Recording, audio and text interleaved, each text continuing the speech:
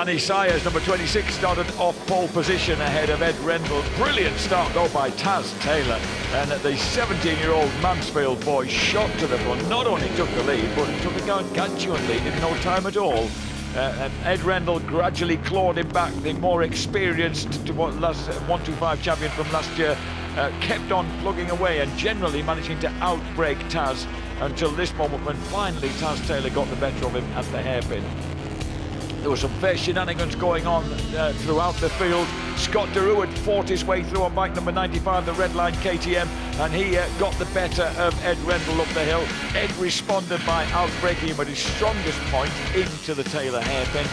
But the red line KTM always had that extra bit of horsepower up the hill, and that carried Derue back to second place. He then set about attacking Taz Taylor, got the better of Taz at the hairpin, and up the hill he took the lead. And it looked like, with a couple of laps to go in this rain-affected race, as if that might be sufficient, but Taylor wasn't having it. They were side by side into the first turn, and Taz Taylor played a really mature game on the final lap, waited until the final turn, dived invigoratingly up the inside of the red line KTM, grabbed the advantage right where it mattered, and as the red line KTM suddenly stood up, lost a bit of drive, Taz Taylor and Ryan Saxelby once again took victory, their first double of the year.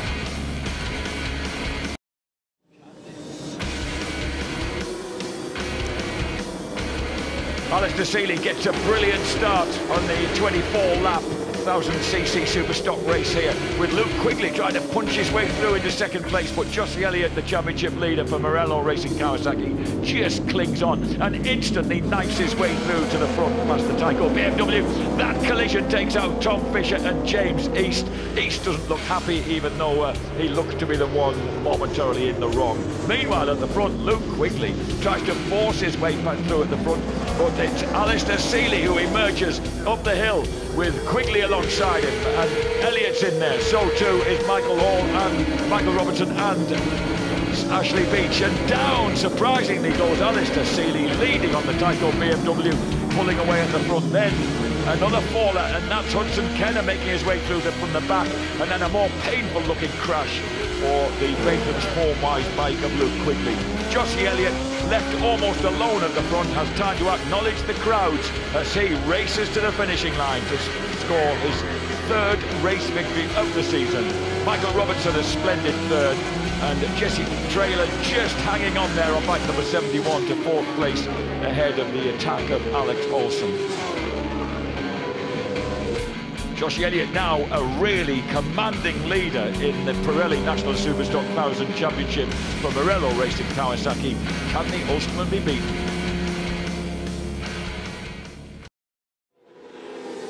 Great start by Mason Law off pole position, but Ben Curry, the Australian from Melbourne on the yellow pay stage Yamaha, also rockets off the front row and grabs second place in a slight drizzle as the 600cc Superstock boys go out on their 22-lap race, potentially. Taron McKenzie punches his way through to second place and then gets himself overtaken in a double dose there by the man in black on the MWR Kawasaki. Great ride by Andy Irwin. So Irwin then tries to grab the lead, but right through the middle comes little flyweight Taron McKenzie on the Stauffer Connect Academy WD-40 Kawasaki. And what's remarkable is that these lads in iffy conditions are just pummeling the heck out of each other, but no one making any really big mistakes. Everyone stays on board. Number 82, Bradley Ray's in there. Lewis Rollo is behind him. Chrissy Rouse is involved in this mayhem. So too Wayne Ryan on the second of the motor breakers Kawasaki. Rouse eventually gets the better of Silicone Engineering's Mally Mitchell-Thomas on that bright turquoise and white bike, and he moves through into the top six. And then the rain suddenly begins to really pour. The race is stopped at 2/3 distance, and Taron McKenzie, who's twice been a runner-up in British Championship races here at his beloved Knockhill, finally stepped on the top deck of the podium to the joy of Redca's very own Jeff Crust there on the blue and yellow shirt. Kyle Wright also congratulates his friend, and a very popular win for the young Scotsman here at Knockhill. 15 laps in the Knockhill sun was going to be exciting stuff with these 899 Panigales. They're very closely fought, and Dennis Hobbs with former reigning champion, had a tyre problem yesterday, knew he had to do something. Rob Guyver, though, from the middle of the front row, number 13, shot away. Pole position man Leon Morris scrapped all the way with Dennis Hobbs, his teammate. Carl Cox Motorsport bikes locked together for most of the race. But at the front, it was Guyver and Leon Morris, nip and tuck, changing and changing again at the hairpin. Time and time again, Leon Morris ran wide, giving Guyver the size of a barn door to drive through. We thought he might have had brake problems, but seemingly he recovered towards the end of the race, scrapping, running viciously wild there, just throwing it away and allowing Dennis Hobbs and Greg Gilfillan to slide through underneath. Then Hobbs got stuck into the race leader, Guyver, but there was no way Rob Guyver was going to relinquish the coveted checkered flag on the top podium spot. They fought and fought and fought all the way. Hobbs taking the lead then going into the penultimate lap. Guyver not giving up, undeterred the Londoner, fought back, got underneath Hobbs at the hairpin. He had to keep it tight, and keep it tight he did. Hobbs, if anyone, went wide, but there was no way that the big lad was going to outpower the smaller Rob Guyver to the line, and the body language of Guyver said everything. He got the victory, 25 points. What a day for Rob Guyver. Cracking 11 lapper for the KTM Santander Consumer Finance KTM British Junior Cup, and from the word go, Kevin Keys got the drop. Tom Strudwick was not as quick out of the trap as we thought he might be, but he very soon made amends. The youngster getting his head down, taking the lead, and followed by James Nagy, who put up a spirited fight, the number 12 rider, desperate to secure his first victory in the 2015 season.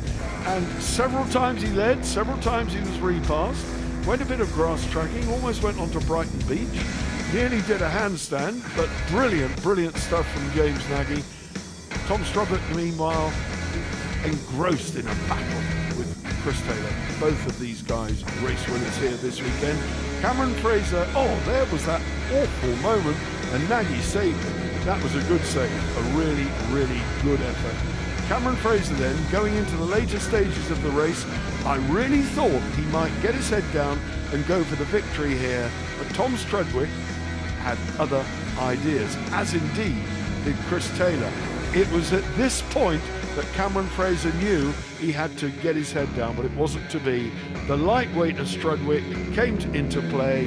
He headed the gang over the top of the hill and took his second victory of this weekend at Knockhill, and marches on at the top of the championship table.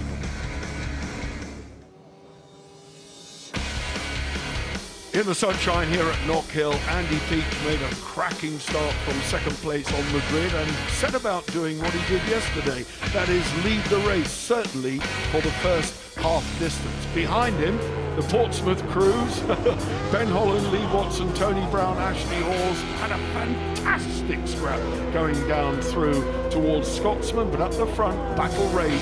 Eventually, locking up the rear wheel, Ricky Stevens and Ryan Charwood made it through to the front, and they were never challenged from that moment on. Andy Peach and Charlie Richardson, though, succumbed to the pressure from the Finning Cat pair, and Roger Lovelock Aki Alto, starting from 5th on the grid this time, made a much better fist of it, muscling their way past Andy Peach at one point, only to be relegated again as the second place in the championship. Peach fought back. Finning Cat pair on the yellow and black bike punched it all the way to the line, but they were to suffer a mechanical problem which slowed them and allowed Peach and Lovelock to sweep imperiously past. And at the hairpin, you would have thought on the closing run towards the flag that Lovelock might have done it, but Andy Peach held on. The Kawasaki holding off the BMW in the sprint to the line, and similarly behind them, Ben Holland fought off a determined Tony Brown.